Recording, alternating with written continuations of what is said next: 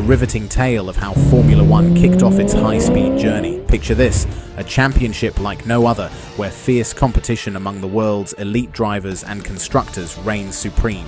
But rewind to the sport's humble beginnings, and you'll find a vastly different landscape.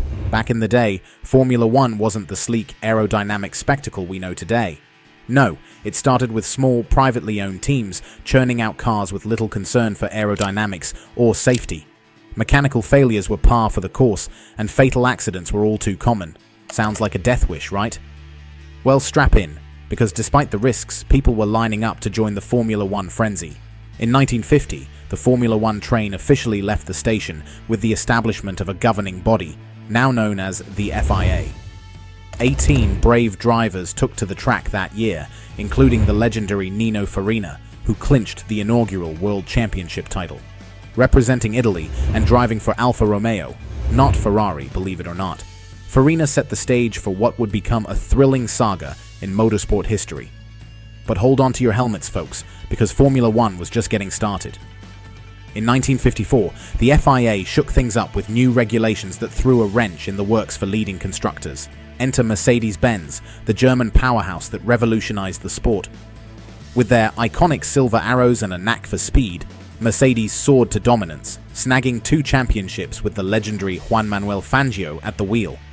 However, the road to success hit a speed bump when tragedy struck at the 1955 Le Mans disaster. In a catastrophic turn of events, 84 lives were lost, including Mercedes driver Pierre Levegh. The incident sent shockwaves through the motorsport world, prompting soul-searching and safety reforms. But Formula One is nothing if not resilient. Despite the dark cloud cast by Le Mans, the sport soldiered on, fueled by a passion for speed and competition. From the ashes of tragedy emerged a renewed commitment to safety, paving the way for a new era of racing. The swinging 60s, a time of revolution and reinvention in Formula One. With Mercedes-Benz out of the picture for over 3 decades, the paddock was ripe for a new era of innovation. Say goodbye to those old-school front-engine designs, and hello to the sleek, performance-boosting mid-engine cars. Enter the Brits, with their penchant for tea and biscuits and, apparently, world domination in motorsport. With the likes of McLaren and Williams on the scene, Formula One was about to get a serious shake-up. These mid-engine marvels left the pre-war designs of Italian teams in the dust, paving the way for 5 new British world champions to take the throne. But Formula One wasn't just conquering new frontiers on the track. The sport was going global, with races popping up in Canada, the USA, Mexico, and South Africa. And with expansion came opportunity, as private teams like McLaren and Williams threw their hats into the ring, ready to challenge the established giants. Fast forward to the groovy 70s, and Formula One was hitting its stride. But success came at a cost. Quite literally, the sport was getting pricey, with endless crashes, pesky regulation changes, and the not-so-small matter of life insurance to contend with. But where there's a will, there's a way, and teams found a clever workaround: advertising. In the mid-1970s, 2 titans emerged to define the sport: Niki Lauda and James Hunt. Lauda was all about professionalism and hard work, while Hunt embodied the spirit of cigarettes, champagne, and, well, models. Talk about living the dream. Their epic showdown in the 1976 season gave fans heart palpitations, with Lauda's dramatic crash at the Nürburgring and Hunt's nail-biting victory at the Japanese Grand Prix sealing the deal for the Brit. But being a constructor in the late 70s? Yeah, not so fun. Formula One was racing across 5 continents, and let's just say it wasn't exactly a walk in the park for private teams. Each track controlled its own advertising and prize money, and the sport's governing body, the FISA, had its hands in everything from rules to commercial rights. Enter Bernie Ecclestone, the man with a plan. He formed the Formula One Constructors Association, leveling the playing field and paving the way for the ground effect era. This was a time of innovation, with side pods and new technologies revolutionizing the sport. And let's not forget about Nelson Piquet, the Brazilian sensation dominating both the racetrack and the Muay Thai ring. Talk about a double threat. The late 70s also saw the rise of a new generation of rookies, destined for greatness. These young guns were ready to take Formula One by storm, and with their talent and determination, the future of the sport looked brighter than ever. Alain Prost and Ayrton Senna, 2 iconic figures in Formula One during the mid-1980s, were like fire and ice on the track. Prost was absolutely sensational. clinching the 1985 and 1986 championships with McLaren, while Senna's mesmerizing driving style left spectators in awe. However, their partnership wasn't exactly a match made in racing heaven. Instead of harmony, it sparked one of the fiercest rivalries in Formula One history, with two championships ending in dramatic fashion in Japan. Talk about a plot twist. Fast forward to 1992, and Williams introduces a game-changing technology called active suspension. "Let's use it to dominate the grid for 2 years," they said. And dominate they did, with Nigel Mansell and Alain Prost securing back-to-back championships for the team. But as the 1994 season approached, Formula One was on the edge of its seat.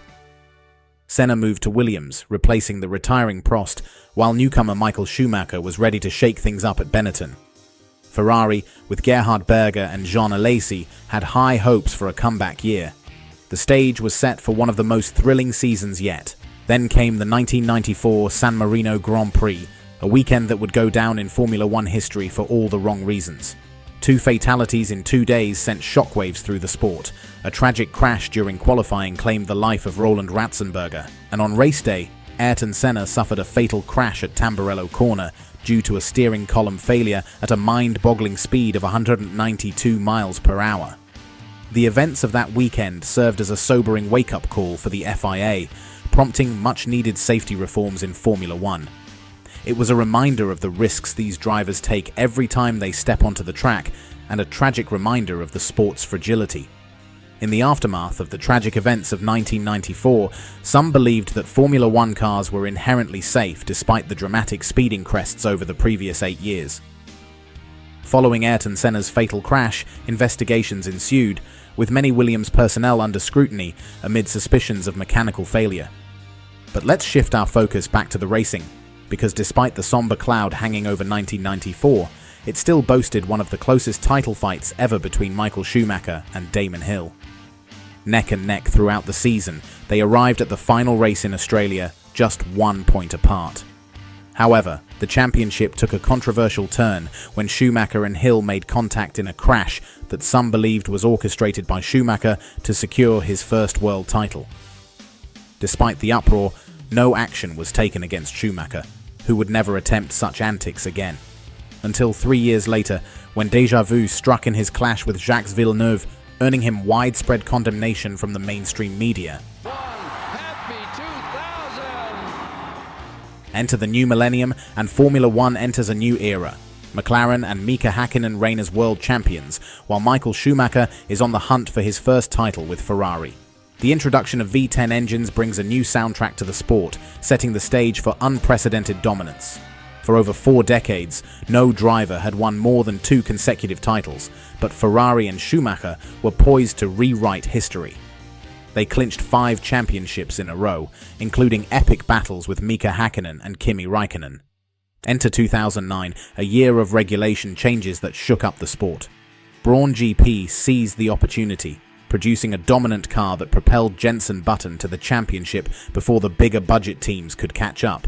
Then came Sebastian Vettel, given wings by Red Bull in the early 2010s. Vettel's 4 consecutive world titles, marked by close championship battles and record-breaking dominance, solidified his status as one of the greats.